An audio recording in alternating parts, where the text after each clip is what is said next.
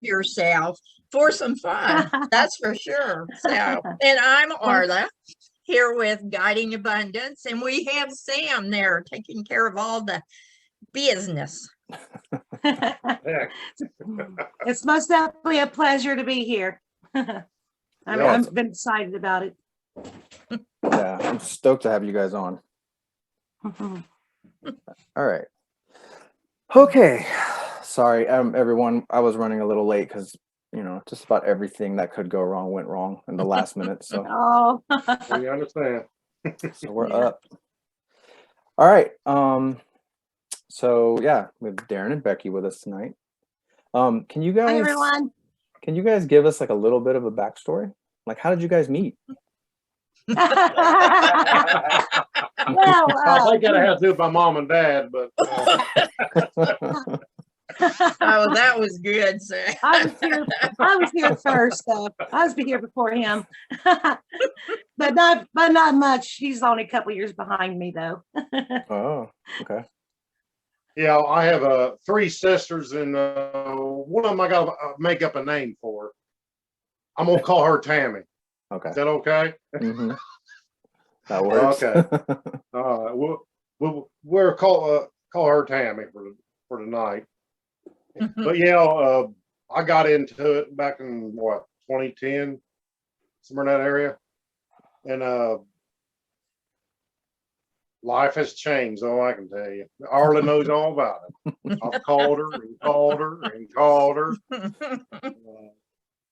Bless her heart. All I can tell you. And after I was in it for a couple years, Becky and Kathy and my made-up sister Tammy, we all got together, and before you know it, it took about 3 or 4 years to get us all where they would connect with all of us. Yeah, started out with you and I. Yeah, I mean, it takes time, which you all know that. It takes a lot of time to process. Every time something happens, out of the ordinary, it takes a little while for your brain to process it. So, I mean, that's the beginning. So, started out with many evenings of hiking. I mean, Darrin used to go hiking every evening, and he basically started talking about the Sasquatch with me, and was just telling me if I wanted to get close to them and for them to know me is to go home and just, I don't have to talk out loud. I can go out on my back porch and mind speak or just talk through my heart. And so I started doing that. And then next thing I know, things started happening for me as well. So it's been an awesome journey so far. So, and it just gets better. But if it wasn't for my brother, helping me out and helping me understand things, I probably wouldn't be as far as I am today. So, but I'm very, very, gifted and blessed to have my brother and my sisters. Yeah, that's really important to have somebody there that can understand what you're going through and help you through it. Which it means a lot, though. Means a lot. And Arla was that for me, and Arla was that for you. Yes, I had Arla. Really, I had 3 women, and Arla was the top. And Arla, Julie, and a woman called Dee. Now, when I very, very first started off, I didn't know nobody. Yeah.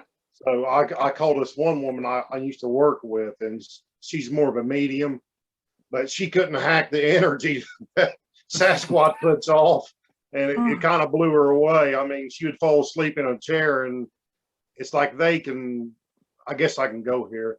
They'll take over the texts for her, and she won't even remember what she even says. So she just couldn't handle the vibration, if you know what I mean. She wasn't used to that kind of a higher vibe. It just knocked her out, and she couldn't even remember what she even told me. Yeah. So then I finally went. I think it was Salt Fork, and I met a woman named Alex. I think Arla knows her, a redheaded woman. And when I was going through a lot, I tried to get on the internet, and nobody would talk to him. I think it was, I don't know what Bigfoot site it was, but you know, I had a lot of stuff going on and no answers. You know what I'm saying? I just, and so this woman called Alex told me on I think it was MySpace back in, said I was in the wrong group, and I didn't know they even had different groups. Then when I went to that group, that's how I met Arla. Bless her heart. And I poured it on her. He started right straight into woo. It was like, okay, here we go with the woo. Yeah. Oh, crazy Darrin, here we go. Yeah. I'm very familiar with that because that's how mine started too. Yeah. So what was your first encounter or your first experience? Mine? Either one. Okay. Mine was just, I just go to town, get lawnmower gas, looked in the mirror and see one across the road. Yeah. You know, that's all it took. That's a good one. Yeah. I drove all the way to town, pumped gas. I wouldn't talk to nobody. I drove all the way home. I was in a daze. Yeah. Because I've deer hunted, squirrel hunted, rode dirt bikes, four-wheelers, done it all right there. And that's where it crossed the road at. And after you see one, then you can go back in your life and you can remember strange things that happened that you just knocked off as other things. So it all comes together. It just takes time, a lot of time, and a lot of help sometimes. You know, that's how mine got started, and which I can go on forever. Becky is, I think she was going through kind of a rough time, right? Yeah, I was going through a rough time in my life. And of course, that's the reason why, well, not only one reason, but I spent a lot of time with Darrin and my sisters as much as I can in the woods and nature, because that's where I felt connected at. And that's where I found my peace and my happiness at. So I always tried to stay there as much as I possibly could. And when Darrin started talking about the Sasquatch, I started having things happen myself. The first thing that happened to me was when I went home and I went out on my back porch and I was talking to the Sasquatch and let them know that I was, I always wondered who they were, but never was educated enough to know they really existed or not, because, you hear things on TV and that's the last place you ever want to believe anything from is TV. Right. But I used to teach cardio fitness classes, and I was just relaxing in my recliner at the house. And I was just got off the phone with Darrin. And the strangest thing happened to me is I really still to this day don't understand what happened. But when I put the phone down, my body froze. I mean, I literally could not move my body at all. I could move my eyes, but I couldn't move my body. And all of a sudden, this strange voice starts speaking out of me. And I couldn't control it. I don't know what it said. I couldn't understand what it said. And it didn't scare me. It wasn't like a scary, feeling whatsoever, but it took I don't know, it probably lasted like 10 or 15 seconds. And then it just went away. And then I immediately called, when that was happening, I had my phone in my hand, was trying to raise my arm to call my brother back to tell him what was going on, but I couldn't. And but it happened 10 or 15 seconds, and then it just went away. And I called Darrin and told him what happened. And still to this day, I really don't know what that was, or what it was. I'm not sure, because I was just getting into the Sasquatch, so I wasn't sure if it was Sasquatch or it was something else. But that's where my journey started. And my gosh, there's just so many stories to tell. Oh my gosh. I don't even know where to begin. I started with like a lot of people. Yes. Tell them about your first walk up. That's what it's all about. That first walk. That's what I was getting ready to say. I've had so many other things that going on before it led up to this, but I was before I married my husband now I have here, over there. It's probably happened around 4 years ago. I went outside, and I always had a big fire, and I would stay in my tent by myself sometimes, and I'd go out there and drum by myself. And I just, again, was on the phone with Darrin. We talked almost on a nightly basis. Me and my brother or my sisters, we were always communicating with each other. But I went out there, and I just got finished drumming, got off the phone with Darrin, and I was sitting there, and I can remember Darrin always telling me to face your fears. So he said, you always, if you ever get a walk up, you keep your big girl panties on, and don't get up. Just don't get up. Stay there. And so I was sitting there at the bar, just got off the phone with him, and all of a sudden I heard like a dinosaur or King Kong coming through my woods so loudly. I mean, it sounded like they were tearing out every tree there was. And my cat at the time was sitting beside me on the stump, wasn't moving at all. And it just kept getting closer. So I was like on the edge of my seat. I mean, on the edge of my seat. And I turned around. I was like, Sasquatch, is that you? And I thought, oh, shoot, Darrin said, don't turn around. So I turned back around, and I got right on the edge of my seat. I could relive this I would love to do it again. But I got on the edge of my seat, and it just kept getting closer and closer and closer. And I was like, Sasquatch, if that's you, I'm not getting up. I'm not getting up. I'm staying right here. And so I stayed right there, and then it just dead stopped. And my heart was just pounding out of my chest, and my adrenaline was just a rushing. And I thought, okay, I didn't hear anything. They didn't walk off. I didn't hear anything walk off. And I was so excited. I called Darrin back, and I told him all about it. And I just, I relive it every time I talk about it, because I just remember it so well, and what I went through. It was amazing. It really was amazing. And he didn't leave though. He didn't didn't hear anything walk off. Yeah. They just got, my back was to the woods. It wasn't a few feet, probably 10 feet behind me. And so I was sitting around my fire, and then it just dead stopped, and there was silence. So I get up the next morning, and I go look in the woods to see if the trees were torn down, and there was nothing. So I don't know if they just projected in my mind for me to see if I was going to get up and run, but I'm telling you, I don't know how I sat there. But it was amazing. It was awesome. But it's something you never forget, ever. Once It's you an have that, Yeah. it's there.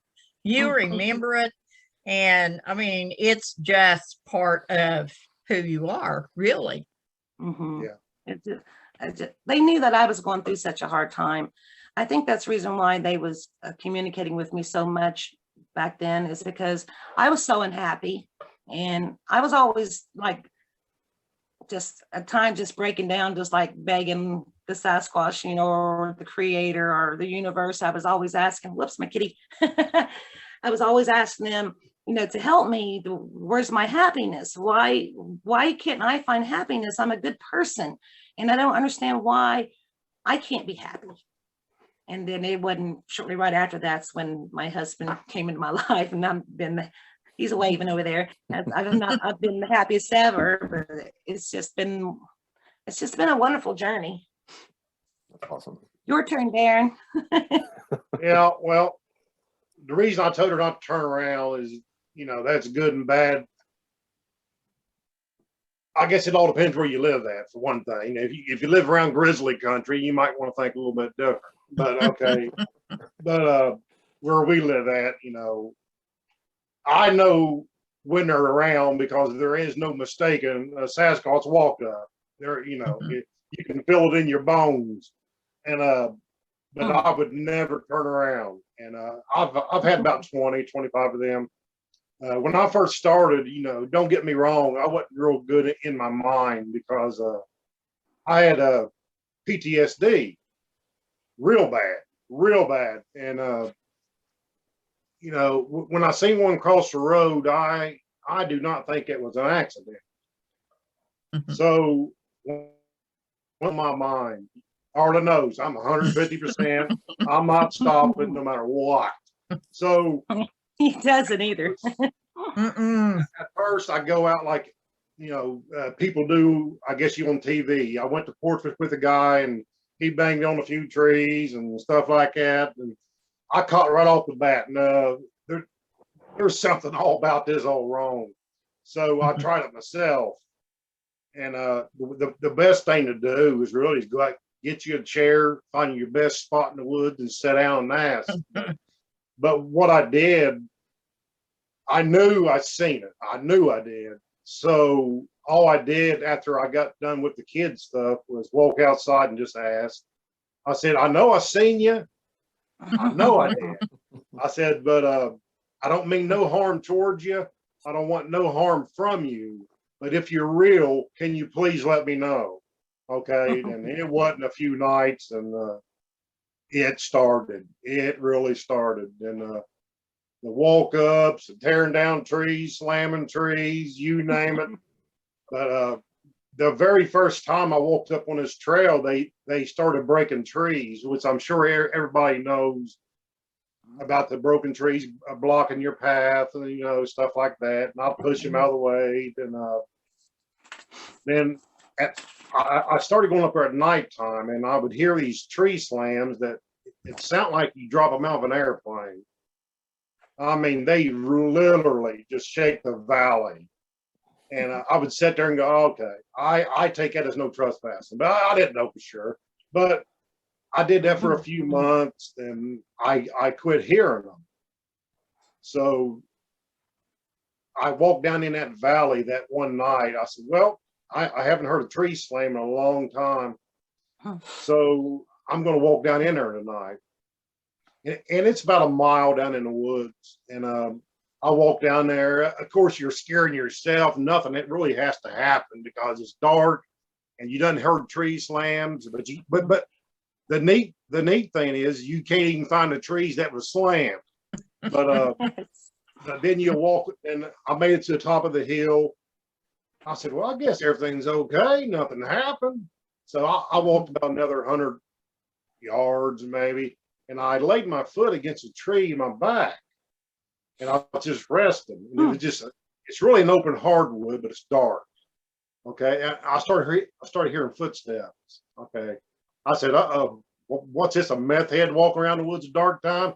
I couldn't even see my hand in front of my face. And it started walking towards me.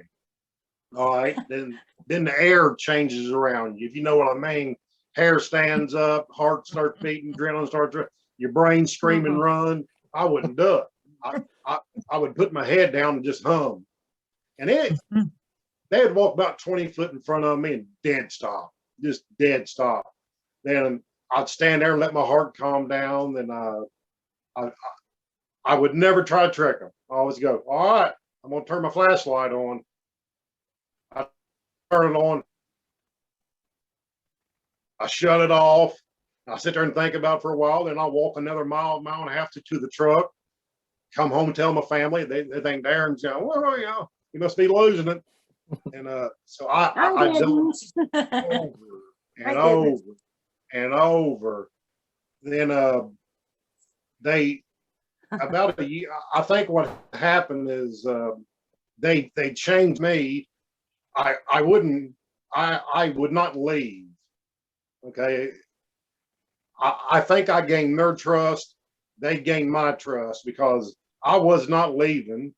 I meant them no harm. And I think they know all about this. I think everything is like a test. And before you know it, well, it takes a few years to really adjust your brain to, it's like the Sci-Fi Channel. I mean, it gets a lot deeper. And now it's just a passion of mine. But don't think I didn't go through that scary part people talk about. Yes, I did.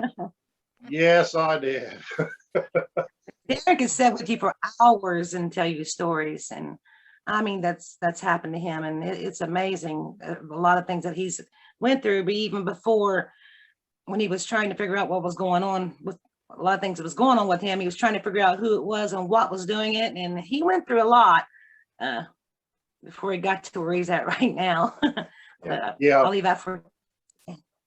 Yeah, I used to video myself at nighttime sleeping. I knew something was going on, but I could never catch it. And about 3 months of it, they finally said, okay, I guess we're going to have to show him one time. Okay, 'cause he ain't going to put that camera down. So then that's when that orb, there's an orb came over top of me. And which a vision came with it, or out of body experience at the same time. And so when I went to my computer and downloaded or watched it, I seen the orb, and I put the cameras up because they let me see, because I knew something was going on, I just couldn't prove it, and they let me to see it, and I have never filmed since. And you can see that on YouTube if you wanted to. That one's the ones on YouTube. You can go to Darrin Mingee and you can find that. Okay. Awesome. Let's just say I wasn't on the couch when that was going over me. Let's just put it that way. That camera might say I was laying there, but I guarantee y'all wasn't. You know, it all depends how deep y'all want to go with me. Go deep, man. Like, Yeah, this is a woo safe zone. Like you're amongst good company. Okay, so, good. Yeah. Well, I will tell you my first out of body experience was I was laying on the couch and I was building Raven. Okay, and I think I was talking to Arla at this time. Arla, was I talking to you when I was building him or when I finished? Yep. No, we talked all the way through when you started him and how the process went with you, because you really didn't know what you were doing. No, I had no idea what I was doing. I didn't know how I built him. Let me tell you, they intervened as I built him. You know, I had no idea what I was doing, but I could walk by, you know, like in Walmart and walk past something, and I can picture, I can make a foot out of that. You know, I can take that welding glove, I can make a hand out of that. You know, but it took 2 years, and I put nothing but love into it, and man, it did start. Woo! Oh, I miss Raven so bad. Oh, and I wouldn't take nothing. I wouldn't take nothing for it now. But my first out of body, I was laying on the couch and I thought something was pulling on my covers. All right, this is on camera, but it don't even show that. But then I feel like vice grip hands around my hips. Okay, then I'm gone. I'm somewhere else. I don't know where I'm at. All I know is something behind me. I'm off the ground. I can't tell you where I'm at because I was saying every cuss word in the world. Didn't know where I was at. Didn't know what was behind me. All I know, I can feel them hands around my hips, and I can still feel them today. And you know, that's hard to process. And I guess my body couldn't really handle what I was going through because I was having a rough time with it. And they put me back, and that's when I get up and you can see me. I will take my pillow and throw it against the wall. I wouldn't got in bed with Mama. Don't think I didn't. Okay, that was the first night. Then I went to work the next day, and my body just felt like, you know, I don't know what to tell you. It's just like you got ripped out, you got put back in, but everything wasn't adjusted right. So the next time I got jerked out of my body was that night the orb came over me. They finally let me see it on camera, an orb over top of me at the same time as I was gone. And this time I got to see one. Okay, something was holding me down. I got a good idea what was holding me down because I could only see out one eye. And I'm pretty sure one of them had their hand on my head. And I fought and I fought and I fought, and I finally got tired. I just couldn't get up, but I could see out one eye. And when I looked, there was a red hair, neck down, face was gray pale, real old skinny one, real old skinny. His dome top, he barely even had hair on it. He had a white beard like come down, but he was hopping the left foot to the right foot, to the left foot to the right foot, and I'm looking at him. I'm thinking, I'm nuts. I'm nuts. I don't know where I'm at. I've been held down. Now I'm seeing something hopping left and right. And I kept looking at it and looking at it, and I finally said, Bigfoot, and he looked at me real with his eyes. And I woke up and I felt like a little kid. Like he got his point across and he got tired looking at me. You know what I'm saying? Like, hurry up and get the point. So that was very cool, but it wasn't cool at the time. But it is now because was that the same night they danced you, picked you up, and danced you around like that was the held night you up? before. Yeah, that was the night before. Then they come back and really showed me. Well, Arla kind of explained to me because I was building one. They held me high, which I didn't understand in my brain because, you know, it's kind of hard to process what, you know, when you get that. I was somewhere. I was not here. I can tell you that. And Arla helped me through that. Thank you for doing that because, whoa. Arla, you're like you say, you are like our sister because we've heard so much about you before I even met you from Darrin, how much you've helped him. And I mean, it's just like, you're just already adopted as a sister. And Sam, we're adopted as our brother. Oh, thank you. Yeah. And, you know, we get to meet Darrin, I think the first time was at one of our gatherings. Isn't that right, Darrin? Yes, ma'am. And you brought Raven. That was the second time, I think. Yes, you brought Remember Raven the second time. And Remember this was just a little gathering that we had in Georgia. Yep. And it was like Raven became a physical thing that people could look at so that they could understand. Yeah. Was it that year that we ended up camping and that whole bunch of kids, was it Boy Scouts or something? Yeah. Were Well, that there. was second year, yeah. And it was like, I mean, we were just a small private group, but then evidently there was a lot of Boy Scouts there camping. So they got to come up and see Raven and talk to Darrin about Raven. So it was like, this is what Raven's supposed to do. Raven's supposed to help people see that this is not scary. This is just a different kind of people. Yeah. And, you know, so, and I, knowing kids, that was something they're never going to forget, ever. That they got to see, you know, an actual size. Just how big are they? They're big, you know. Yes, So they are. He has a Twist behind him. I see Twist. He's cute too. He's actually Me and Twist was arguing who's the prettiest. I think he's winning. yes, he's winning. He's winning. Explain, Darrin, who Twist is. Twist is behind my house. Okay. I really met Twist back in 2008, and I did not know Sasquatch. It was even, you know, it never crossed my mind.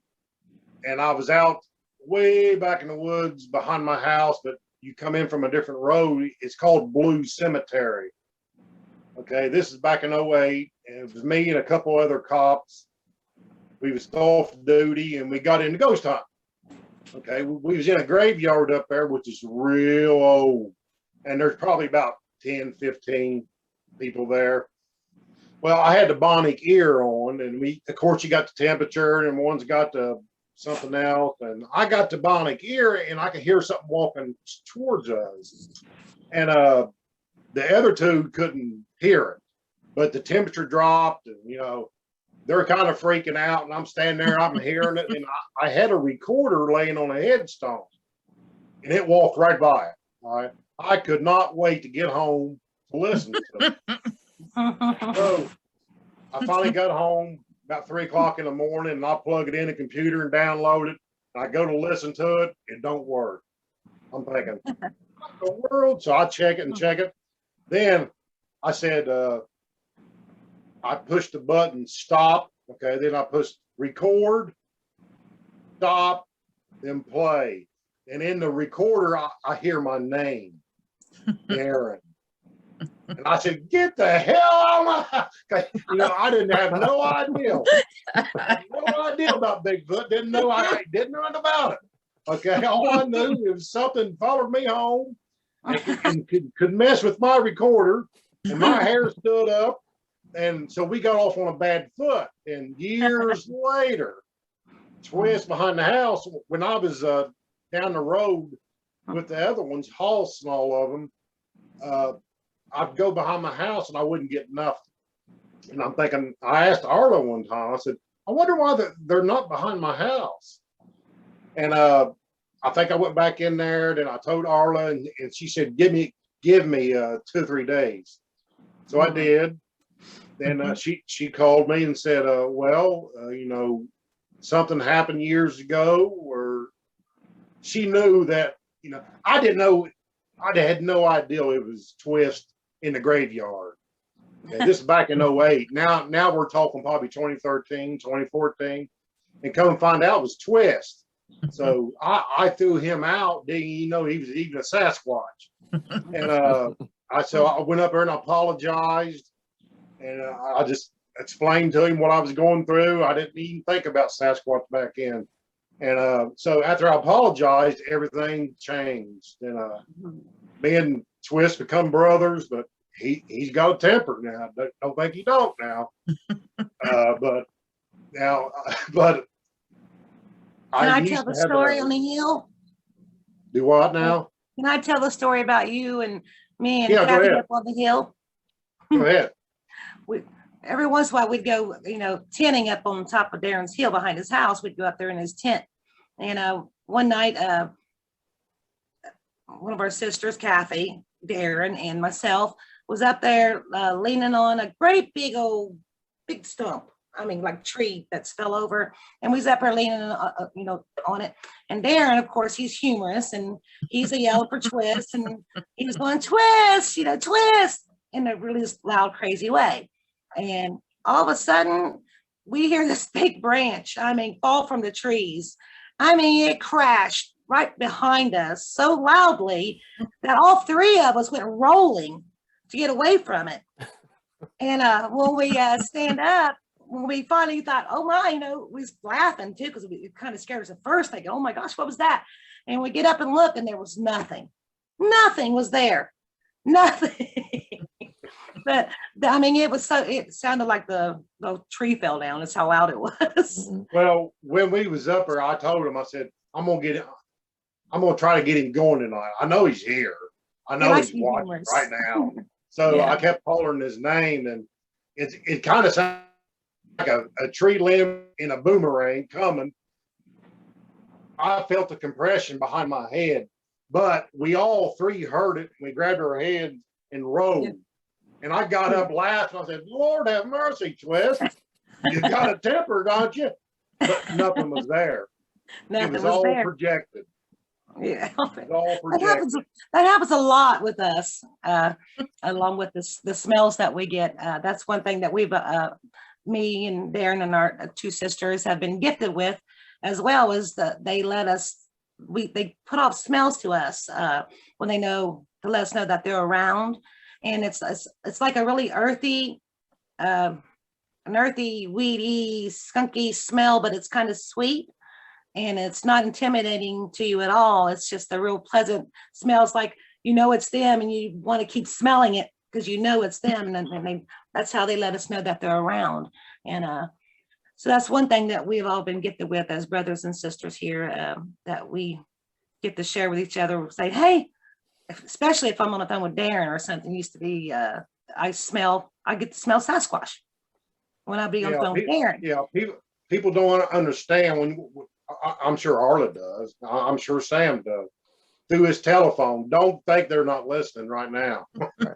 Right. Don't fool yourself. They know. Oh yeah. They're amazing. I just love I've had a ball with them, you know, but we all 3, or 1, 2, 3, 4 of us. We all 4 get different smells. that's what's weird. And mine's a sweet musky earth smell, like That's a what- tree's been pushed over, little musk to it, little fresh earth. And it's a more of a craving. And the more I think about it, it might be some kind of a healing smell. Oh, yeah. And I can smell it on people when I'm at Walmart, believe it or not.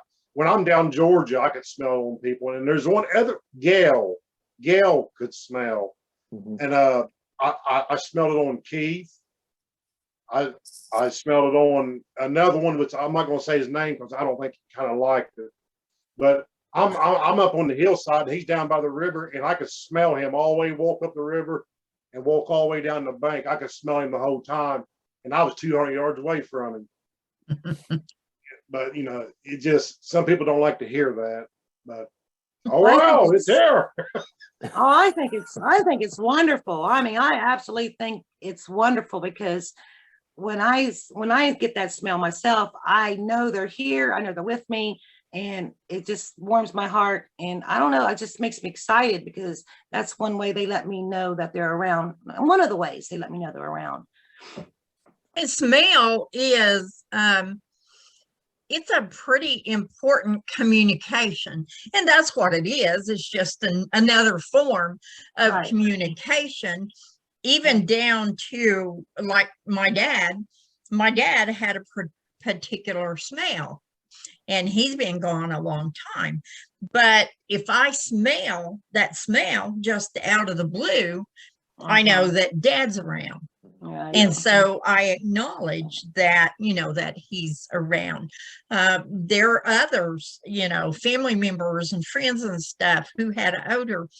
We all have our own particular smell. We humans spend so much time masking our original smell that it'd be kind of hard to pick up on most people's, the smell. Right. So, and with them, it's really important because it's a signature of that person, of that Sasquatch.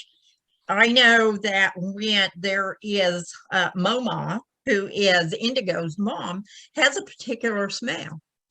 And whether I see her or not, if I smell that, I know immediately she's around somewhere, and I always will speak to her and let her know that I know she's there. So it's one of those things that we utilize. Yeah. And for you guys, because you're all so close and share your stories and your experiences and things, I could see where that would definitely be something that each of you would do to be able, to know that they're there, and like you said, there's other ways too that they let you know they're there. But and they've got plenty of experiences of themselves, so maybe hopefully someday that they can talk to you about and be able to share with others, with their other two sisters. And I mean, because we've got a lot to share. My first time that I actually have not seen one physical. They let me see them in my dream, like a vision, like when I meditate. They let me see them in my pictures all the time, but I've got one, because I always tell them, so, if you want to be in my pictures, then I would love for you to be there, but you don't have to be. If you want to be, just go ahead. And sometimes this day, a particular day, I was taking a picture of a hawk that was in the sky.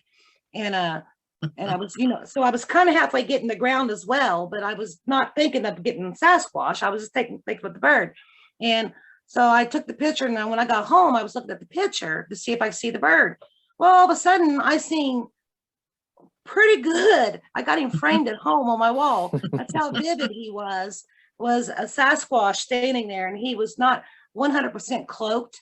I could still see through him, but it still was so vivid. And I was just amazed because I was like, there you go. I mean, that's, if you want me to see you, that's the way I want you to let me see you, because they just haven't let me see them physically in person yet.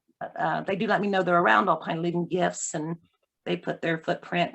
I used to go out to my woods, and I would leave my footprint. I'd get some water, and I'd make the ground real wet so I could put my foot in it to leave a footprint. And I said, leave me a footprint. And then I would say, my name's Becky.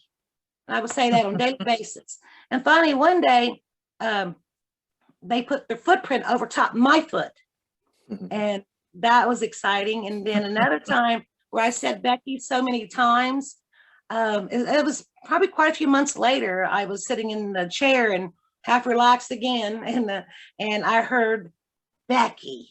And I jumped out of my chair out of excitement, and I was going, yes, that's my name. Becky's my name. Yeah, and I was like, oh my gosh, you said my name, but it sounded like he was right beside me, but there was nobody else. Yeah, that was exciting too. I just can talk about them all the time. I just love them so much. That's awesome.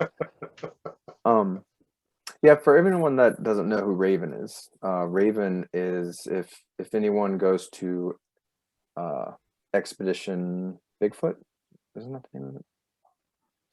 Yeah, Expedition Bigfoot in Cherry Log, Georgia. Yeah, Expedition Bigfoot. Yeah.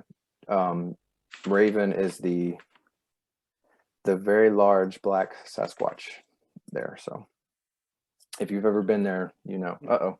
Am I cutting out? You can't miss him. Yeah. You're back. Okay. Of course, everything's gonna mess up today. Yeah. Oh, there it goes. You're gone. And I'm gone. And I'm back. All right. Well, sorry. You guys go ahead and talk. I just see what Time travel. time. Yeah, I'll mess up with my computer for a little bit. Well, since you mentioned Raven, I used to haul him around to different places, and it's just so neat to let people see that I've had grown men would not walk in the tent, but I've had little girls 2 or 3 years old walk in, have somebody pick them up, and they pull his beard. You know, some people cry, some people are scared, some people come back over and over and over and over. And I've caught kids pulling hair out of him. And I had some little girl told me I killed him. You killed Bigfoot. I tried to tell her, no, I didn't. Yes, you did. You killed Bigfoot. No, I didn't, honey. I did not kill Bigfoot. Well, she had her hands on her hips, and she was giving me heck now. But Good for her. Yeah, I took him to a. I can't say where at, but it's where these girls will put fire on their hula hoops, and they got them big old long things you blow on that real low vibration, and the guys got fire on their sticks. And That sounds like a Beltane ceremony. I don't know. I had a blast, but I gotta leave some stuff out, you know what I mean? But anyway, I had some guy there that I don't know who he was, but he was kind of weird around the Raven. He had a wooden sword, you know, one of them dressed like a monk maybe. But when I walked in the tent, he was kicking Raven in the chest with his foot. Like he was karate chopping him. Yeah, and I walked in, I just looked at him, he looked at me, and he walked straight out, and I'm thinking, okay, now. He was like he was terrified of him or something. I don't know. Him, but, was you know, wrong. he didn't have to worry about me. It's, well, I'm damn. You know? Well, anyway, he dropped his glasses, and so I went and handed it to him, looked at him. I didn't say a word, you know. I try to get along best I can. But later that night, me and Becky was in my homemade camper, Arla knows of. I pulled behind the truck, and I heard some weird noises outside, and so I went out and I walked down to check on Raven in the tent, and I had to walk like 100 yards to get there. And when I walked in the tent, it was nothing but Sasquatch aroma everywhere. It was everywhere. So I knew he was in good shape. He had nothing to worry about. And so I went back and went to sleep. But then, I try to tell people, like when I go to Georgia, I'll walk out that night and go, hey, I'm gonna leave about 7:30 in the morning. Anybody wants to go? Be in the truck. Time to go. And I still sometimes do I that go out and get today. the truck. I go out and get in the truck, and the aroma's right there. Just, you know what I'm saying? People believe me or not. Yes, they can. Yes, they can. And then I took them from Georgia and brought them back here.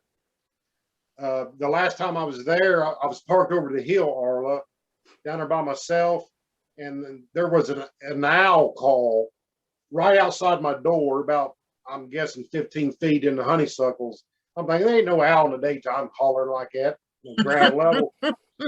Well, I shut the door and I left, and I stopped at the Arby's. And when I walked past the trailer, the aroma was pouring out of it. So I guess I'm holding another one back to Ohio.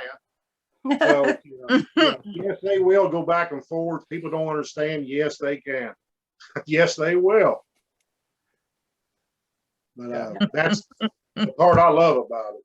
It just, you never stop learning. No, not ever. Not Never. ever. I'm probably not the oldest one now that has known about them for a long time. And I may be, I don't know. But, going from the age of 6 to my age now is several decades. And, I can say, well, 65 plus years of knowing about them and knowing about them on a personal level. Wasn't anything I asked for. It just happened. So, and now, did I ask for it prior to this life? Oh yeah, I'm certain that was part of my lifetime purpose coming in, because I know, like with Darrin, that was what I came into this for, was to help other people, to give them somebody that they knew they could go to and trust and say anything in the world. And I wasn't going to tell them they were crazy. They didn't know what they were talking about. Right. And so, that was basically my purpose, was just to help. And then that, evolved into all the other things in my life that I purpose to do. And one of the things that I see with them is they are a catalyst for us, to help us. If our hearts are open to learn and learn about ourselves, they will be the catalyst that puts you out there where you do care about what's going on this earth, where you do care about other people and how things are done. So we, different people have that different catalyst to put them in that place. And, so many the Sasquatch have come to help them to do that. Right. That's exactly right. They literally can read your heart, plain and simple. Yeah. It's all your intent. When I kept that behind the house, I never carried a gun. All I carried was a pocket knife. And when I came home one day, they even showed me my pocket knife. Why was I carrying that pocket knife back there? And I quit carrying the pocket knife. They would wake me up if somebody was coming around the hill. I'd feel a tapping on my wrist. Then it took them a couple of times, but the first time you think, what the heck? Then I go back to sleep, and I get tapped again, and I get out of my tent. In about 2-3 minutes, there'd be somebody come around the hill on a 4-wheeler, and they do all kind of. They tapped a lot. Always around, especially when we're in the tents, and they would grab our feet. And one time I didn't know what I felt, but I felt something push up against my foot. So I pushed my foot back up against the tent to see if I could feel something on the other side. Kathy and Darrin was asleep. And so I pushed my foot back on the tent, and I didn't feel anything at all. So I just put my foot back. And then next thing I know, it grabbed my toes. And I thought, okay, hello, you know, because they used to do that a lot at home too. Because I'm the type of person I like to lay on my stomach and I like to hang my feet over the bed. And so I feel things pull my toes, and sometimes I get my foot back, thinking for a second, like, no, put it back. So I put it back. But I don't know if that's Sasquatch or something else. But I have like it sounds like sometimes like something's throwing like pebbles at my mirror in my bedroom. Or I keep like the little Walmart bags and stuff to put in my little trash cans upstairs. So I got them beside my dresser, and then you'll hear like that's all just smashed. What else is there? Just been so many things, funny things that happen. I don't know. That's just a few of them there, but those are things that they do, and this, and so does Darrin and Sam, and probably a whole lot of people. They do a lot of things that are personal to us, and those are personal things in your personal space that they're doing. It's not something scary or anything else. This is just a personal sound that you recognize, and somebody else might not pay any attention to it, but you recognize what's going on. I'm so used to it now. It's like, me and Brian will just say, hello guys, because we have things happen all the time. So we'll just say, it doesn't scare us whatsoever. We just kind of look at each other and chuckle, and we'll say, hello guys. And like our dogs, we were down at the bottom of our hill. We got trails going through where I live, through our woods. And at the very bottom, it flattens out. There's a creek. And me and Brian was down there, had a little fire, and we had three or four of our dogs down there with us. And they kind of left us and went behind us. And when it did, we heard this growl, like, "Rrr." And they come flying back. They go flying back, and me and Brian just looked at each other and like, they don't want them around, I guess. It didn't scare it. We heard it, but it didn't scare us, because I think I don't know. I try not to live in fear at all. And when if you feel like there's like something's threatening or uncomfortable, you get that feeling that that it's not a good feeling to leave or whatever. But these are never bad feelings. They're always just good feelings or funny feelings or something that, you just sit there and like, okay, hi guys, you're here again. Great, come over and join us, Yeah, I get that a lot with, like, they mess with me a lot in my house, a lot. I mean, like, a couple times a week, usually while I'm asleep. And the other night, this is funny, I told Darrin about this the other day, but me and Kristen were in bed, and she was rolled over. She was facing like the other side of the room, and she woke me up. And, like, I just felt her, like, kind of, and she was like, "Hey, do you hear that?" And I was like, "No, I don't hear anything," And she was like, "Something's banging on, like, there's just stuff tapping and banging and all this noise in the room, and something blew in my face." And I was like, "What do you mean something blew in my face?" She was like, "Something blew on my eyelashes." And I was like, "All right, well, just tell it to not do that anymore," And she was like, "And something's in your closet." And I was like, "What do you mean?" She was like, "All the coat hangers in your closet are moving around."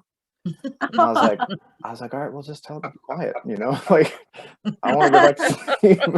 And so I laid there and I didn't hear anything. And then right when I was about to fall back asleep, I heard something tap on my window, like on my side of the bed on the window. It's like tap, tap, tap. And she was like, "You hear that?" And I was like, "Yeah." And I was like, "Okay, we're going to go to sleep now." And then it stopped. Yeah. And we both, they went away. Yeah. So it's fun. And so Kristen gets, like Kristen she'll get a little spooked sometimes, but yeah, my wife will too. Yeah. It's really spooked. Yeah. Like I can with when I was playing around with what do you call them? Dowsing rods. Mm-hmm. I was pointing where's twist at in a point certain way. It pointed behind my house, and I was just playing around on the front porch, and all once I hear thumping coming through the house, and it was my wife. She come flying. Something's on the roof, pounding on the roof, or tapping on the roof. And I started laughing. I said, "It's just twist." Well, he come to me that night. Okay, I don't know how to take this because to me it's funny. I guess to other people it's terrifying. I don't know. To me, it's just funny. But what he showed me was a woman. It wasn't even my wife. It was a woman coming saying she heard something. I said, "Oh, it's just Bigfoot. Don't worry about it." Then it shows her running, getting in a car, squealing tires, leaving. And so that's what he showed me. So I maybe I should not tell people what it is, or I don't know. All I know is I like it and I love it. I crave it. Tell you, everything they do for me is an honor. I say thank you for everything. And Yes. so far, the only growl I've ever got, it was intentionally for my dog. I came home from Becky's house, and I had a big French Mastiff. And when I got home, when I first get home, it's like they're here, or they come back with me. They're hitting the pot and pans, hanging on the wagon wheel. We got hanging up for pots and pans, just all kind of weird stuff. And it's like they're all happy we're back, or they're come back with us. I don't know. Well, anyway, my young boy was trying to get my dog to bark, and he was sitting right beside the window, and he kept making these high-pitched sounds. And I was sitting there, and I heard a through the window, and my son wasn't sitting that far from the window, and that dog went off. And I started laughing. I said, "Well, it's just Twist making him laugh, or making the dog bark, because you couldn't do it." Just stuff like that. That's the only growl I've heard in my life. I've had a lot of trees tore down, but I've never had a growl. I've never had I've heard of people talk about it. I've had head speak a little bit. I think it's kind of hard to get through his head, but they usually show me things, and But you communicate with them. And No. that's one thing that I tell people all the time. You do not have to have mind speak with them to communicate with them. Communication comes in all forms. It comes in thoughts. It comes in something you see. It comes in a smell. It comes in all different ways. So mind speak is just something either you do or you don't do. You can choose to do it and develop it, or you can choose not to do it and still have your communication with them, or with anything, in our world, as far as that's concerned. I agree 100%. Sometimes it just happens, doesn't it, Darrin? I mean, with me, I had no clue that they were. I had no clue that was going to happen. All I just know, I heard it, but nothing there. But I heard it. But I was like, and I'm looking around like, where are you? That's how clear. That's how clear it sounds in your mind. It sounds so clear, but you can't see them. It's like, okay, I heard you. I know I'm not crazy. I heard you. It's like Tammy, when Tammy, she was going through a very hard time. Okay. And I was sitting on top of the hill where I could see the river in my perfect spot. They've left me cell phones laying, and I just turn my head and turn back around. There'll be a cell phone laying. Don't ask me why. Cell phone covers, flip flops, just different stuff. Well, anyway, I called her, and I know she was going through a bad time. And I asked her, I said, do you want some help? But you got to say yes if you do. I said, if you ask, I said, they might come to you. They might not. It's all up to them. Well, they jumped right on her. It wasn't the next day. She was giving me a phone call. She was walking through her cattle field, and there was one walking right beside her in broad daylight, but she couldn't see me, but she could see the grass smashed down. And she was calling me, and she was just out of this world, shaking her voice. I had to calm her down. I said, calm down. I said, what did you ask? I said, you asked for help. Okay. It's in a different form than what you think. I said, it's just them walking you to your house. They're just letting you know they're around. And I took her to Tennessee, and they went on her for about a week straight every night.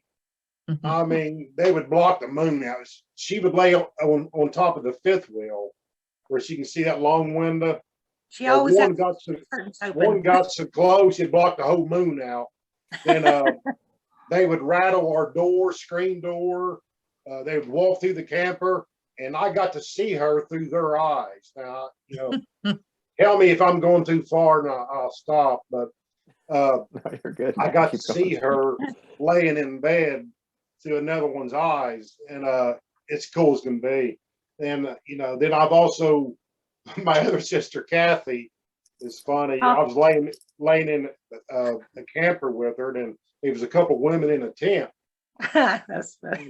They was drinking and they was real loud and carrying on. But when I looked at these women, I was on the ground, okay, and I had a temper. I was looking in the tent and they was just real loud, but I was really laying in the camper, and Kathy reached over and touched me and said, "There's nothing but hair."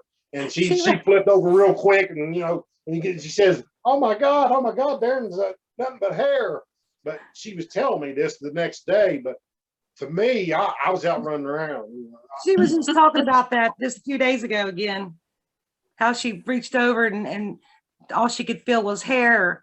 And she didn't say anything to you because she was afraid, because all she felt was hair. And so she just kind of rolled back over. She didn't know what to think at the time, but she was just talking about that when she was here with me on Saturday. So we're going a little deeper. No, I love it. I love it, man. I love the stuff. Let's just say I've climbed caves, I've walked in the woods and keeping up with them, but I've never looked at my hands. And I've also looked at people, and I'm about a foot or two taller than they are. And Arlie, you might explain this to me. I was coming up this cave with water running down it. I'm like Spider-Man, and when I jump over this boulder, there's 3 hitchhikers. And when I look at them, I am terrified. I am terrified of looking at these 3 hikers. Is that them showing me that it's not so easy for them to walk up on us too?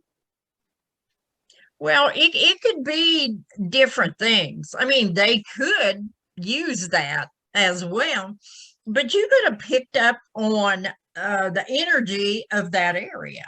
Something maybe happened in that area at one time, and I call it an essence of energy, that it's an energy marker of something that happened. And I used to use that a lot when I would go out and assess land, or people call and say, well, I think I've got a portal out here. Will you come and see if this is a portal? I'm getting deep, Darrin. So but anyway, you could have picked up on something that happened there, or they could use that to teach you. Yeah. I mean, they can, yourself, they can use pretty much anything they want to use.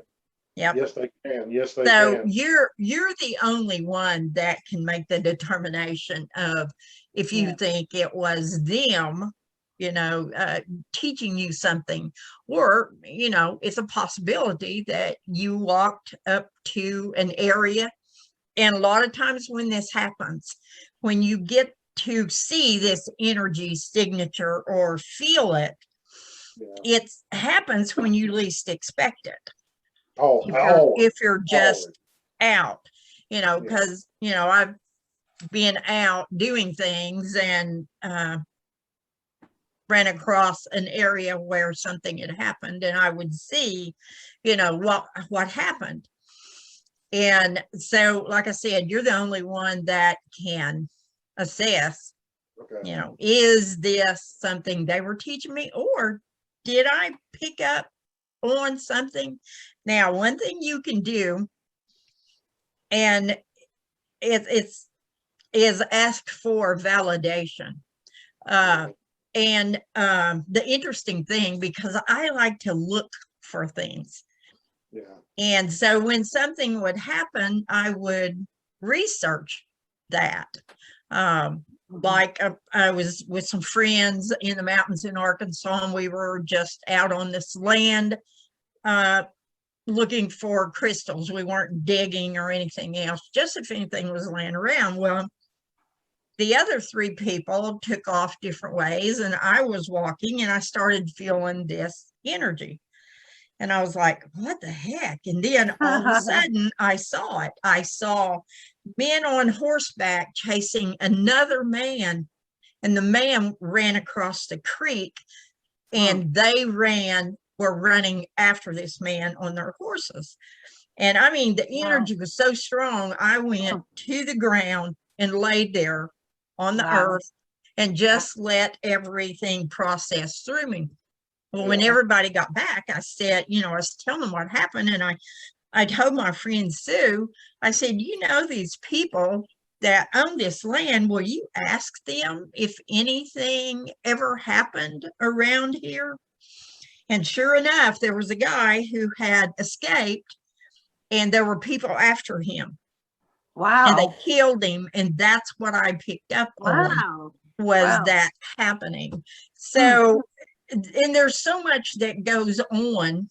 And one of the cool things about connecting with the Sasquatch is it opens you up in so many other ways, not just for them, but in so many other things, in the world.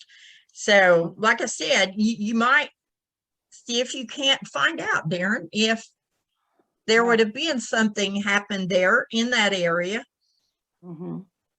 So I always think it's kind of cool to look that stuff up and try to I do too. I do too. It just takes time sometimes to process. Like putting pieces of the puzzle together takes, sometimes years. I can tell you another story if you want to hear about on horseback. If you want to hear about that one. Yep. Oh, sure. Okay. Me and my sister, we went to Tennessee again, and we was riding horses. And the horse I'm on, about like me, you know what I'm saying? Don't really care, he just carried my big butt. And, he's really mellow. Well, my sister was on her horse. Anyway, so we go up this long mountain and we start down the other side, and we asked to see a bear. Okay? We asked that morning. We like to see a black bear today. if you can work it out, we're game. Well, anyway, we're coming off the hill, and Tammy had to use the bathroom. So I got off my horse. I was holding both horses. And when Tammy was walking back, I heard her. Darrin, you want to ride my horse? I said, sure. So I get on her horse, and she looks at me like, what are you doing on my horse? But then she gets on my horse. Well, when I get on her horse, it's a nervous wreck. It's a nervous wreck. I had to keep the bridle, keep tapping the neck, just keep that horse from, picking out something to run from. You know what I'm saying? So we walked we rode the horses off the hill. We got in the water. Now I noticed my horse would raise his snout up like one's in heat, but they're both males. And I asked my sister, I said, has this horse ever done this before? I said, he keeps sticking his head up, sneering his nose. And we left, and come find out, we walked up, I seen two baby cub black bears climbing a tree. At first, I thought it was a squirrel, okay? It's about 80 feet. And at the bottom of the tree was honeysuckles. I said, all right, this is far enough. Let's turn around and go the other way. So we go the other way, maybe 2 miles, and I get a smell. Okay, and I tell my sister, I said, what do you? I just got a smell. How do you take it? And she says, just be careful. I took it as turn around, but I'm game. If you want to go, we'll go. So, and it didn't get out of my mouth. I said, if you see a bear, don't run. Don't, which I thought the bear was going to be 50 yards off, 100 yards off. I didn't think it was going to be 5 foot from the horse. Well, she's in front of me, and I told her, give me a hand signal, or something like that, and don't let her horse run. Just be calm. Didn't get out of my mouth, Arla. I'm looking at her. Her horse is doing the 2-step sideways.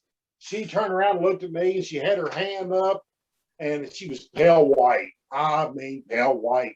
And she was holding her horse back. She done a great job. Great job. Okay. I'm looking, I'm thinking, what in the world's going on? So when I walk up with my horse, which the horse I'm on is what? Nervous, scared, would have threw me off in a heartbeat, or her. So I think they had us switch horses just before that was going to happen.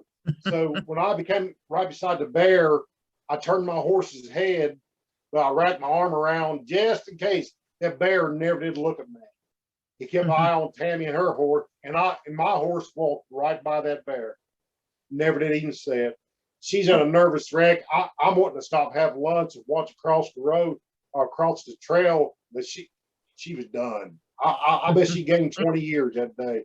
And but it's weird that they had me get on her horse and her on my horse, because if she was on her horse would have threw her off right there in front of the bear. And you know, I've been running the other way on the horse. No, I'm just kidding you. I would have done something, but it's kind of weird how they intervened right there. And she never asked me to get on her horse, and I was kept looking at her like, "Are you crazy? You just told me I asked to get on your horse." No, I did not, neither. I'm like, okay, whatever then. It's kind of weird how things intervene. You don't even catch on sometimes. Yep. That's just one story. But when we was at the camper that whole week, they poured it on her that every night. Then the last night, the door slammed. You know, on a camper, you got to latch it. When you open the door up, leave the screen door on. Well, the door slammed. And she said, "Darrin, you hear that?" And I said, "Well, yeah." So I get up and I open the door back up and I latch it. You know, I pee. I go back in. I lay back down. The door slams again. Boom. I go, well, I guess we better stay in tonight. You know, I just go sleep. Well, the next morning, the woman on the campground knocked on the door and said there was a train wreck, and that they was hazardous in the air, and that we had to leave. So to me, they shut that door to keep us in the camper because that train wreck was leaking hazardous gas. And it's just a lot of people won't catch on that kind of stuff, but yeah, they're always helping, and I always help them when I can. Yeah, I got a lot of love for them. Yeah, we got to tell Kathy's story too. Oh, go ahead. We've got, so with the family, the brothers and sisters will come up to where Brian and I live up in Sherridsville. And the first year we had our tents all down at the bottom of the hill, and we had like a little tent city. Now we was the only ones that had tents last year, but the rest of them had their campers. But anyway, the first year that they came, Darrin and Kathy was in my father-in-law's little camper, and then Tammy was in her own camper. And Kathy, she's not got a walk up or anything like that yet. And so her and Darrin was asleep with one of my dogs, Rosie, in there with them. And Kathy said they were laying there, and Darrin was just relaxed. And all of a sudden the camper starts shaking. And Kathy's like, "Darrin." And he just keeps on shaking. I mean, really shaking. And she's peeking out the window, trying to see if she can see anything. And she goes, "Darrin, something's shaking the camper." And then I won't say what Darrin said. All he said was, "It's about time.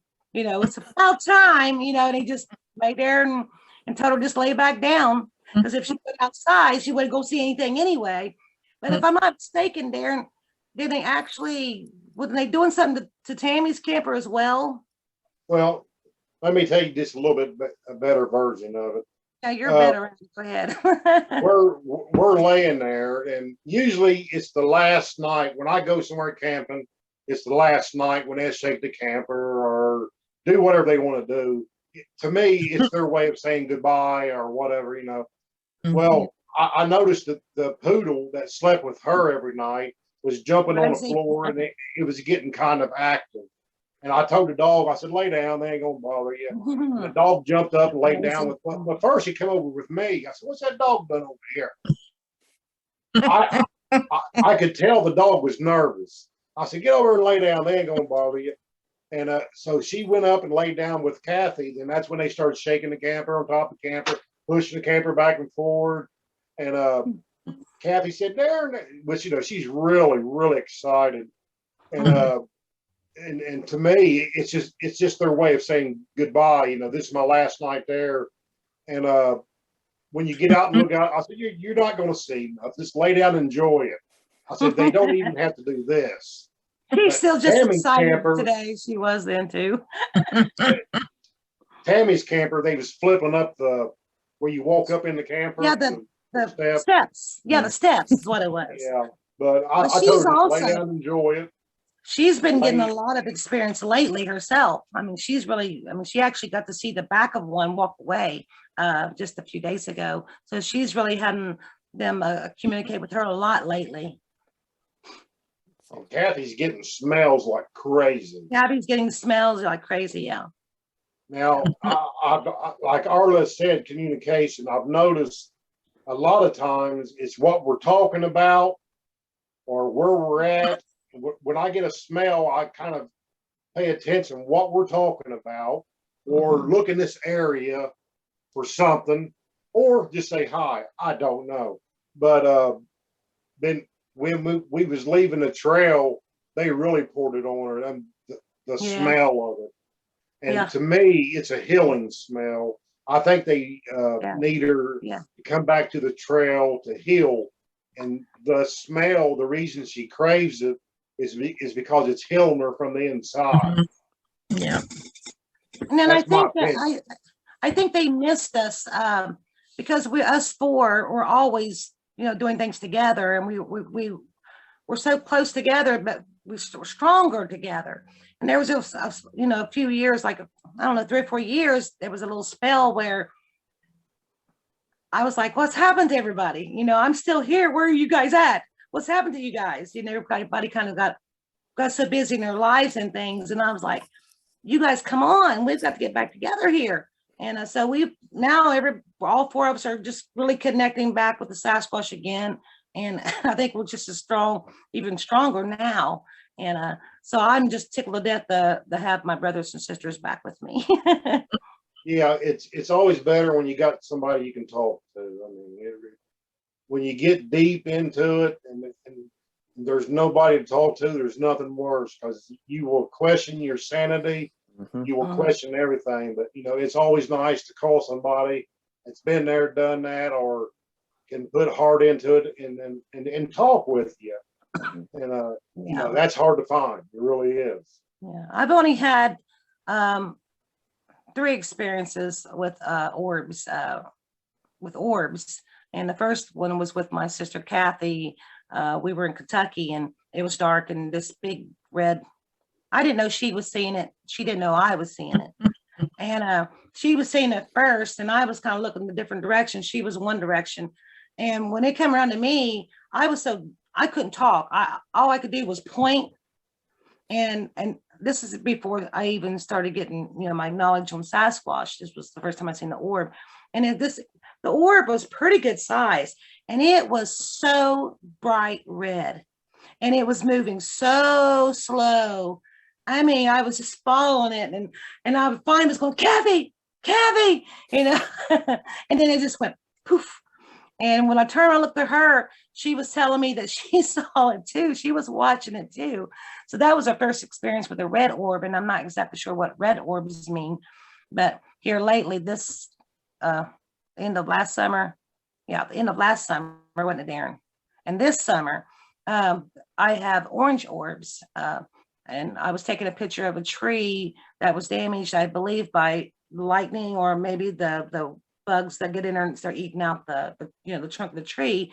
And I was more likely, I was touching the tree, and I was kind of, telling I loved it for, for giving me the oxygen it's given to me. And I was just praying over this tree because it was damaged. And I kind of stepped back and I was taking a picture of this tree. And when I got back to the home where I live, I got to look at the picture and there was this big, beautiful orange orb. And I remembered that my pictures have playback motion on them, on my still pictures. So when I clicked on that playback motion, you see Brian was beside me, and you see this orb just come up. There was this little shell that was on the ground, but this orb come up around like that right around me. But I happened to capture it. I got it framed on my wall too at home. And then the second time was me and Tammy and Darrin was up on the hill that we've been hiking on lately, which is a beautiful, beautiful place. The ones I've been posting on Facebook. I was up there and I was taking pictures like I always do, just taking of the scenery. And I seen something go right by me. And I turned around really quick and I looked at Tammy and Darrin. I said, did you guys see something? I said, I seen something. Tammy said, yeah, I seen something. So I remembered that I had the playback motion again on my phone. And when I did, it was another orange orb that come around me. And I had to capture it as well. So I'm really the orange orbs, which way I believe with the orange orbs are that it's like your protector. I mean, because I strongly believe in my angels, because I talk to my angels every day and my spirit guides and, in the universe, I talk to them all, but they say that the orange orbs are your protectors that are with you. So I just take it that my protectors are with me, which they are every day anyway. So, but it's really, such a beautiful thing to see. I just warms my heart so much when I see that. Yeah, I grew up seeing the orbs first. That was my introduction to everything. Wow. At a cabin. So I would see them because I would usually be like the last one to go to sleep at night at the cabin. And I would sit on the porch and I would just look out over the lake and I would see white lights. Yeah. And this was private land, so there was nobody out there. But this was also back in like the 80s and the 90s when flashlights weren't what they are now. Back then they were like real dim and yellow, like a yellowish color. And these were bright white, and I would see them in different parts of the woods, and it never scared me. I just, it's just so weird thinking back on it because I when you're like a little kid and you're looking in the woods and you see lights, you would think you'd be scared, but for me I was just like, oh cool. It's cool, isn't it? It's like really cool. Yeah. I didn't see nothing scary about it at all either. So I think they're beautiful. Yeah, I saw an orange orb in my backyard in Georgia at my old house, and that's the only one I've ever seen. Oh, aren't they pretty? They're so pretty. That one was very interesting too because it was 2-dimensional. So there's a part of me that thinks it might have been a portal. So I'm not really sure. It was a circle, but it moved towards me, and when it would move and get close to me, and it would start to back up, but before it would back up, it would like turn, and it would go from a circle to like a line, and then back to a circle, and it would move away from me, and then it would do it again. Wow. So it was really, really weird. Wow. And then it disappeared. Now that we're talking about the orbs, oh gosh, this was like 4 years ago too, and our dad was in the hospital, and he was getting ready to have heart surgery, and that's when I was really getting smells from the Sasquatch. Was when our dad was really, really sick and we almost lost him. And but I remember leaving the hospital from Cincinnati, and I came home and I was sitting on my porch, and it wasn't dark yet. It was just dusk, and I had my chickens, and right over top the chicken house was my, not real tall trees, but there was some trees over top of them because I had a lot of woods around me. And excuse me, I was sitting there on the porch, and this, I don't know, it looked like it was about big as the sun. It was this big, round, bright light ball, like a big ball light. And it came over top the trees right there, right in front of me. And it was kind of, hovering around sideways, up and down, up and down, up. And I was just amazed. And I was just like, oh my gosh, this is beautiful. What is that? And I was by myself, of course. but it kind of stayed there for a few seconds. And I mean, like I said, it was pretty big. I mean, pretty big. And before you know it, it's just like, it was gone. And I was like, no, come back. Come back. You know, I want to see you. Come back. Don't leave. So I'm not sure what that was either. So So I that don't was know how to find out. that was big. That was big, like a light ship, or like was it an orb? No, it was way, it was about, if you're looking at the moon in the sky, it looked like the moon. That's how big it looked over my trees. It wasn't something small. It was Right. just really round, and it was just really bright light. And Yeah. it just kind of back and forth, up and down, back and forth. And I was just staring at it, and I was just wasn't scared at all. I felt peace actually. And it just kind of just went away, and I was begging for it to come back.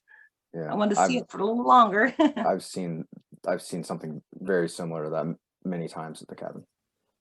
I've always said it was light ships, because we've had like UFO activity up there, Mhm. and they're very fluid. It's not like a normal UFO thing. It took me a while to realize what it could be, because I had no idea Mhm. what it was. Yeah. Mhm. But that's what I've always kind of gotten that impression of. And I got one of the guys up there that's usually pretty tight-lipped about stuff. I got him to admit that he's seen those a couple times too. So it's nice to get that like reassurance from somebody. Oh yeah, and that orbs too can also be a change in vibration for anything, pretty much. So yes, the light ships could very much so come in this form or mode of travel. And I know that Kashima had said very long time ago that he was asked the question, are you people, all the orbs that I've been seeing behind my house? This lady was asking him a question. And because they go into the woods and then they disappear. And his answer to that was, it could be. It could be us, but it could be you as well, if you would just remember. Wow. And so in that, he was talking about, we have that ability to change our vibrations to travel like that, to go to somebody, pretty much any form of life can do that. And yeah, I do believe that the light ships and things come down in those forms. You know, we think that, oh my gosh, they're going to have to be huge. No, they don't. They don't have to be anything other than how, you know, they present themselves. I know I've got photos where here I was doing a yard sale, and I really, really needed to raise some money. So I'd really been in prayer about this yard sale that I was going to have. And so I was getting it up and getting it ready, and I was a little late in getting everything together to get my pictures of it. And so I took several pictures, and there were so many orbs in that picture. You know, it was just like, what the heck? And so and I usually, when I go and teach my spiritual basket weaving class, I just take random photos of everybody, and there'll be orbs in them traveling around. One of the things I have people do in that class is to have them, we have a prayer, and they call in their guides, their helpers, maybe an ancestor. They're asking them to come and help them weave, to connect with them in this. And orbs show up. Somebody came, you know, more than just us. There were, you know, others around. So that's another wonderful phenomenon that people are seeing now. And then that's opening them up to, you know, something else that's going to happen. And the majority of the people that I've talked to who began to have a relationship with a Sasquatch, a personal relationship, actually had some type of something go on when they were a child with them, whether they remember it or not at the time. So it's like, they're just, orbs just went right by your head, Becky. I don't know if you guys saw that or not, but they were like little Hi. bubbles Come here. outside. Because I looked and I went, so anyway, I don't know if they'll show up, but I saw them. So you know, that's that thing. There's so many things out there reaching out to us. And the Sasquatch, and what I've heard you guys say over and over, using the term love. I love this. I love when I feel like that. And that's what they bring. They bring us to the point of expressing that love, of feeling that love. And then that begins to put us on another journey of sharing that love with other people. And that's one of the things that we all have to do now. It makes you so emotional because the love that you feel. I mean, I feel now I'm so overwhelmed with the emotion of love. And I don't know, you're right. You're absolutely right. I love them. So I love you guys too. Well, we love You too. So yeah, they can bring some serious love. They got some big old hearts. I have to say this because I owe them so much. Matter of fact, it was in this room. I pretty sure I lost my son, and we all kissed him on the forehead. Me, my wife, my other son. Then all once he got color back to him. He got up, he walked around the house. You know, I'm sitting here puzzled. I'm thinking, what? I just sit here and watch my son die. Well, it looked like it, I guess. Well, and so we're all puzzled, and he's walking around. Before you know, he's got color back. Don't remember nothing. Okay, then like a day or two later, oh, I got the monkey in here. Come on. Boo-boo's in there. Yeah, he's up there on twist. Yeah. Oh, hey, Boo.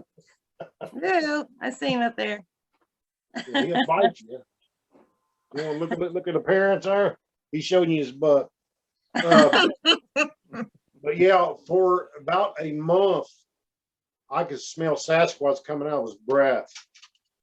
So, what can you tell me about blending?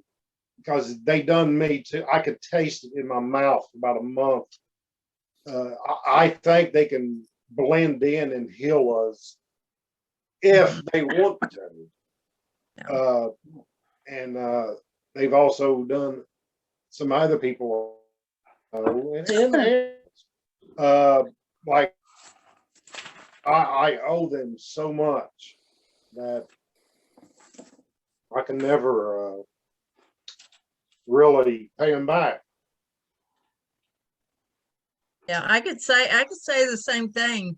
There's no way I could outgive them or out love them for what they've shown me, because and Stam knows about that love that they share with us, that is that whole complete love that is just amazing. And I hear people talk about this all the time, the love that they feel projected to them, not the fear, not the scariness, not all of this other. And all of that comes from misunderstanding, just misunderstanding who they are and what their nature is. Yeah. But for those who get past that, to feel, you know, what it is, it really makes you want to be a better person, to be able to express even a small amount of that love. Yeah, Yeah. it does. You It's- know, I it's remember changed my life. Arla years ago when I first started. You know, I was out for myself. Then I finally she says, Darrin, it's about the people, and it most definitely is. You know, you work on the person who's having like, if somebody's telling me about a fresh Sasquatch sighting, physical, I kind of believe in my heart they need help right now. Okay, because a lot of things get misunderstood so quick. People fall to fear so fast. Mhm. It's kind of sickening, you know. But I guess it all depends how you're raised.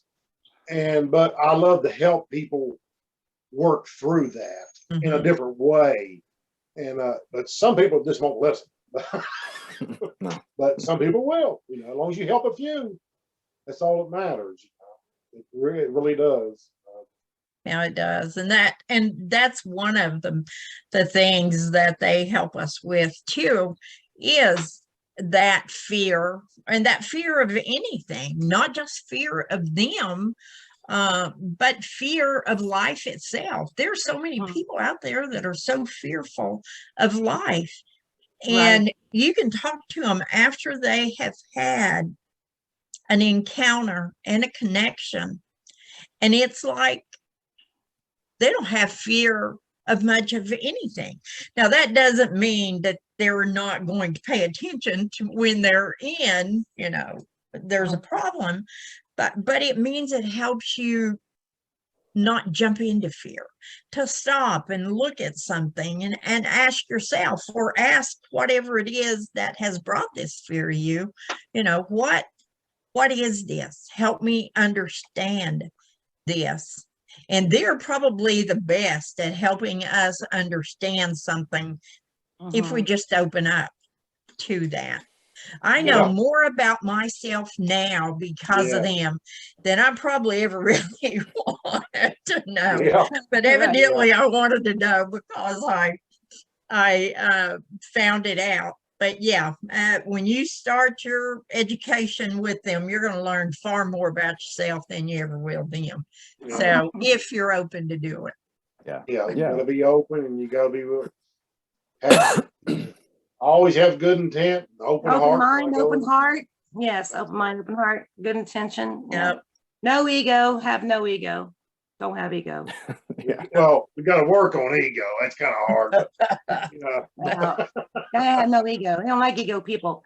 you know, but I try. I try the best I can. Is all I can tell you. It's just, but I wouldn't take nothing for what I've been through. Oh. Not saying it was easy at the beginning, but it's all paid off at the end. Yeah. And it's not over yet. It was interesting at the beginning, I have to say. Yes, it was.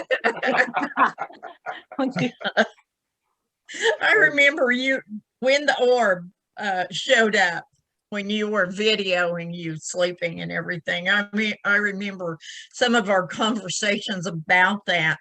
And I said, no, Darrin, you're not crazy. Yeah. Really Remember- not crazy. You helped him, and you've helped him a lot. You have helped him when you ever realize. Well, Remember, Arla, I kept saying, I think everybody's scared of me, Arla. Yeah. We went to Georgia. You know, I was going through so much so fast. yeah. That, remember when I first pulled up and I walked past Tom, which I didn't know it was Tom's tent. Bigfoot was reeking out of his tent. I didn't know you all from just on computer. And I Mhm. stopped and say, I smell Bigfoot right here. And I didn't know nobody. I can only imagine looking at me through other people's eyes, like, oh, well, here we go. There we go. You've come to the right place. Yes. And I want to apologize to a lot of them that, yes, I was going through a lot. I was learning a lot. It took me a long time to process. And there were a lot of good people there. And Yeah, all there's right, so many good people in this. So many good people out there. come on, Monkey. Well, we're hoping that we can get to come to one of your Drummond's one of your, I'm sorry, drummings. That'd be awesome. That would be awesome. And, Remember when you- here at Indigo Run, we'll be doing workshops and stuff when we get all the work done. And that's probably not going to be till next year, but we're slowly getting there. Well, So. if I was there, I would help you.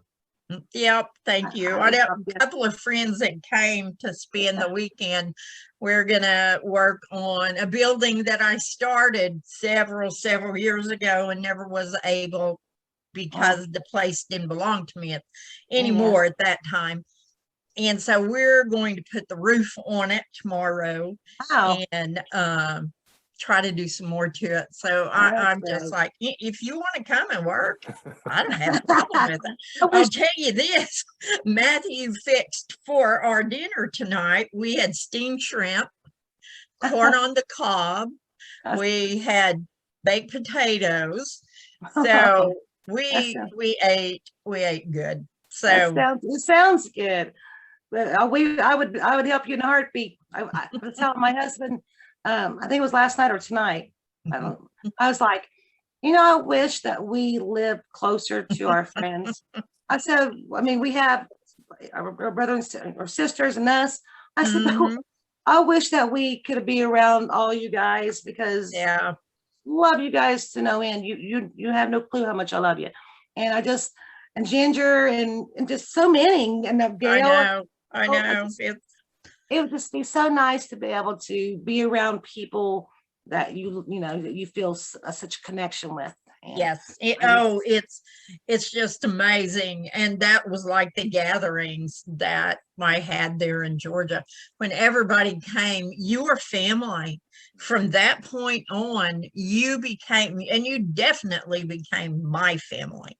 Oh. And, that's what we are hoping to do here with Indigo Run is to have a place where if somebody needs, I need to get away for a while, I got to get my head straight, you can come and tent camp, or if you've got an RV, we've got a couple of RV sites now, we have those. I'm in one now. So we're working on more, and we're still working on the workshop area, the building and everything, which is actually where I live too. But we're working. All come together. Yeah, exciting. And it will come together when it should. And I'm trying to remember that, physically, Matthew and I can't do a lot of the things that we could have done before, but we do good. We do good. So, but having you guys on it and doing this podcast for Sam and I, it's just such a wonderful thing for us to have people like you guys to come on and share even the deepest things that you feel, like you talking, Darrin. You could have gone anywhere and talked about anything. It wouldn't make any difference because this is safe space for people to express whatever it is that they need to express. That's good because we all need a place sooner or later, Most definitely. Just, when like me and Sam was talking, when it really hits you hard and heavy, you need somebody to talk to. Yeah, you do. If you don't, you will question your sanity. It's like the Sci-Fi Channel. But now I love it. Now I get kind of bored, you know what I'm saying? Now I'm working on the dog. Oh yeah. I'm working for it. I put it out there about 4 years ago. Now I think I'm making contact. So we might have a different story here pretty soon. I don't know. Yeah. There's still so many. I mean, there's still so many stories. I mean, a person can go for hours and hours talking about the experiences, but we'll have to speak out another night. Because Darrin, I've heard his stories many, many, many times, but I never ever get tired of listening to him. I can sit there and watch.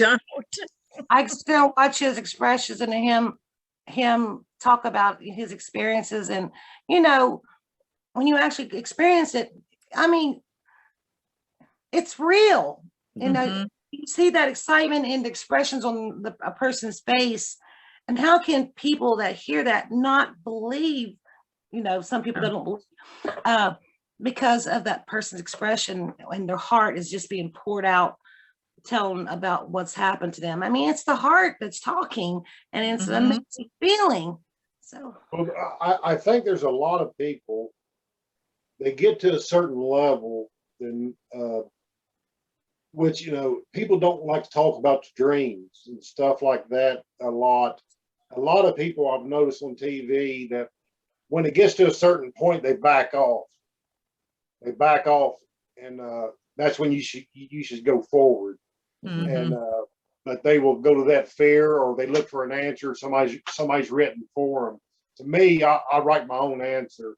You Mhm. know, I will say at the end what I feel. I won't let nobody else tell me. You know what I'm saying? Right.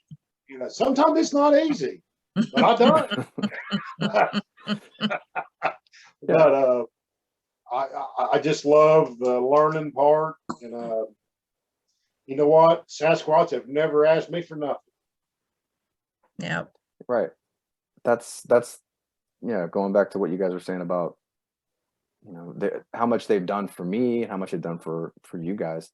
I mhm. can't even express how much they've done for me. If you saw me 20 years ago and compared me to who I am now, you know, it's like I'm a totally different person. And it's not, Totally. And it's something, it's just totally yeah, changing. I'm like Totally but changing. I'm the real me. Like I Yes. shed off all the fakeness that I used to have on Yeah. myself, you know. You're right. Right. But Totally understand that. Yeah. but meeting everyone in Georgia at the gatherings was another thing that probably saved me, because the only person I could talk to about it then was my wife, and I'm sure she was questioning my sanity at some of the Yeah, stuff that I was yeah. telling her By about, the you know. way, I want to say that too. My wife is still here. How she is? Don't ask me, Yeah. because I told her a lot of stories. You know what I'm Hmm. saying? And you know, I gotta bless her heart, because she's been through a lot. Yeah. You know, you can only imagine living with me. Hmm. Uh, but we've made it. You know, Yeah. we're here. Let's see what happens next. I'm ready for the next chapter. Yeah, my wife's a great sport. I mean, she's been through some stuff, man. They've scared the living crap out of her several times, and still do, you know. And she still tolerates me when I need to go to when we go camping, and I'm like, well, can we go to one of my spots, because I want to try and see, you know, I want to connect the show. But when, you know, when they dropped we were camping in North Carolina once, and they pushed a tree over near our tent. Yeah. That was Oh, I didn't think she was ever going to go out again after that. I've never seen her that mad. She was oh so my mad. gosh. Oh my gosh. Yeah. Oh, I mean, people don't understand. It's all not candy. You know, when I tell Yeah. my stories, I'm just leaving out a lot. Hmm. Don't think I didn't go through a lot when I first started. Hmm. oh People just, my. you know, I could have crawled under my mattress. Hmm. I'm not going to lie to you, Yeah. you know, but I wouldn't stop. I'm not that kind of person. I got to go, Stubborn. and Don't give up. I'd be behind the house. They would be a tree 5 foot behind me, and I would hear bark coming off his tree. And once you hear a Bigfoot hit the ground, we all know it shakes the earth. Mhm. Then it stomped off. Then I was telling Sam about the hand claps, and when it walked off, I did not turn around. You know how hard that was for something to come out of a tree 5 foot behind me and hit the ground, and I wouldn't turn around, and it walked off. It kind of stomped off, and I said, "Twist, is that you?" And it sounded like it grabbed a big limb and just went kapow. But that told me no, because 2 hand claps means yes, 1 means no, and that they've used that a lot. Hit my tent. Twist, is that you? They hit my tent twice. You know, then somehow I'm outside the tent watching him walk away. Weird things happen. I love it. Yeah. That's all I can tell you. Yeah. Yeah, no, I mean it's definitely they've tested my brass a lot, Mhm. especially at the Oh, beginning. yeah. Yeah, the Yeah. beginning they put me through it, and Yeah. then they did one night where they were like they pushed me to the limit, and it was Yeah. like it was a test, you know, and there was a lot of layers to the lesson, but they pushed me to my limit, and ever since then I've never been as scared. Yeah. Oh, they will test you. Plain and simple. Oh Yeah, they will test you. Mhm. yeah. But But then you know, the second part to that lesson was a few months later, and it was the total opposite. It was love. It was just 100% love, and it was. yeah. And then a few months later, something else happened that showed me that it was a lesson. I didn't pick it up at first, but it was like Yeah. you know, a few months later, they left me something to let me know, like, hey, yeah, we scared you to death, but we loved you to death. You know, it was like a Yeah. Yeah. You just Yeah. need a little tweak in there, little buddy. yeah, They're just tweaking you a little bit there. yeah, Yeah. You They need a they little do tweak things here, like a little that. tweak there. They do things like that, and then they turn around and gift you. mhm, They left me. I used to do. I don't know if everyone remembers back when I used to do the wood work on carvings and the signs and things. And I have made. Well, shoot, I was making Darrin, Tammy, and Kathy, and I was making everybody signs with their Sasquatch names on them. And my Sasquatch that's with me is his name's Arcade, and I I had a this sign particularly made was I just put Sasquatch on it and I kind of put it on the tree, and I came home and underneath the sign was this just it was a big beautiful bloom flower, big white flower that was laying on the ground underneath of it, and I was looking up, above my head to look to see if any of the trees had flowers on them. And at this time, I think it was like, oh, things has not bloomed out yet, but there was no flowers around at all, none. And but there was this big white flower laying on the ground underneath the Sasquatch sign. And I just took it that they gifted me with that, let me telling me thank you. Because I talk to them all the time. mhm. And I read to them. I'd go in my hammock and lay and just read to them, and just they throw pine cones and little acorns and out I out. I just I kind of laugh at myself sometimes. You know, I'm like everybody else when you start off. You start off pictures, Lord have mercy, don't get me started on pictures. Just imagine three sisters sending you pictures every day, Arla. Can you see this? Can you see that? I got so sick of pictures, I wanted to puke. Can you see this? I said, the pictures are meant for you. They're your picture. I don't have to see it. Okay. Don't it's exciting. They're exciting. We want to share. hundreds of pictures, hundreds and hundreds. I'm thinking, oh, then but I picture myself. I used to leave marbles, sticks, put figures up, and they turn them around, turn them upside down. I've done all that. Walk around the mirror, see if I did when I first started. I tried all that stuff. I think we all do. Maybe when we began, I don't really know. I did, and once I figured out, you ain't tricking them. You just might as well forget it. I kind of think it's funny now because you take a highly, highly intelligent thing, and there's Darrin leaving you a marble. Can you move my marble 3 inches? No, come on, Darrin. Come on. But Hey, sometimes you leave them for their. I would always say I was I leaving know that. for their own children to play with. I know that. I know, but it's kind of funny to me now. And it is funny. And we are such, we are so easy to please. We are so easy. I mean, move that marble just a little bit and we're like, oh my gosh, you Yeah. see that?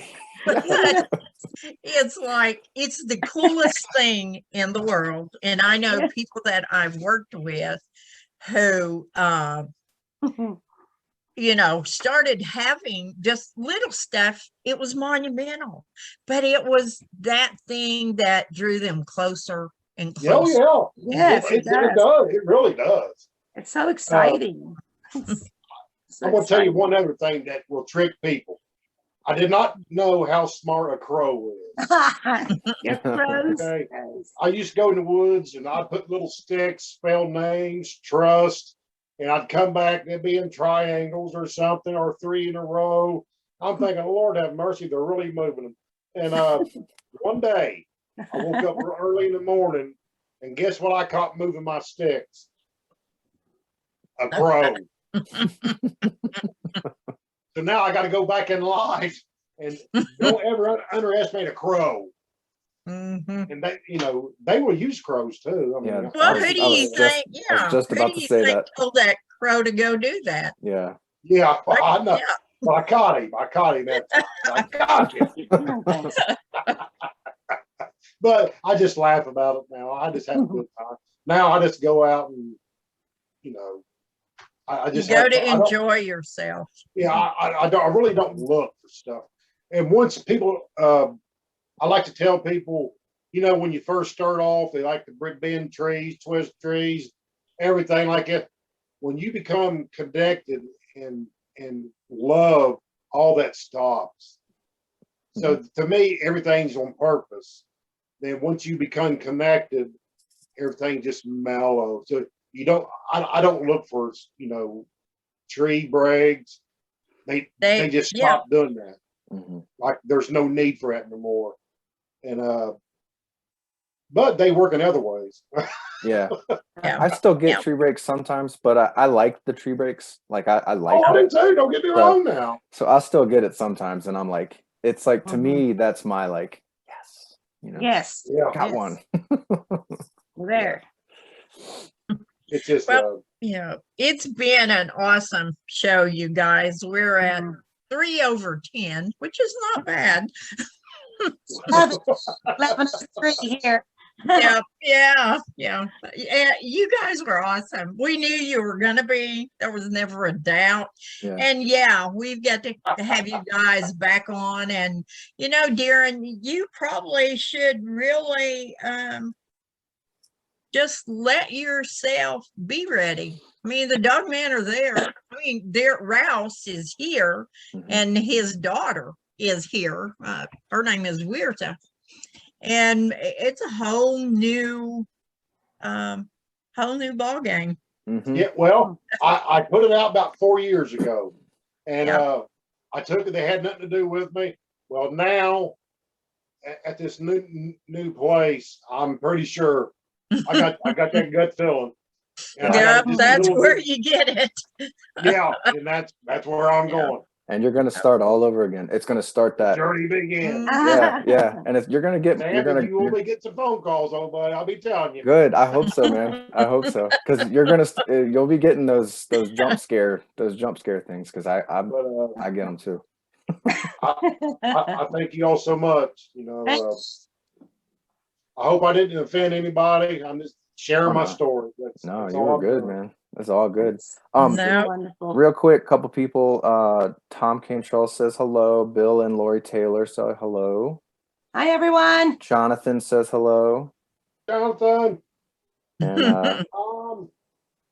yeah, and I call everyone was. everybody old buddies, and all the women are young ladies. So I cover everybody. Good. All right. Bye, Well, yeah. everyone. Yeah. Thank you guys so much for coming on. It was a blast. Well, thank you for having us. We Thank appreciate you. it.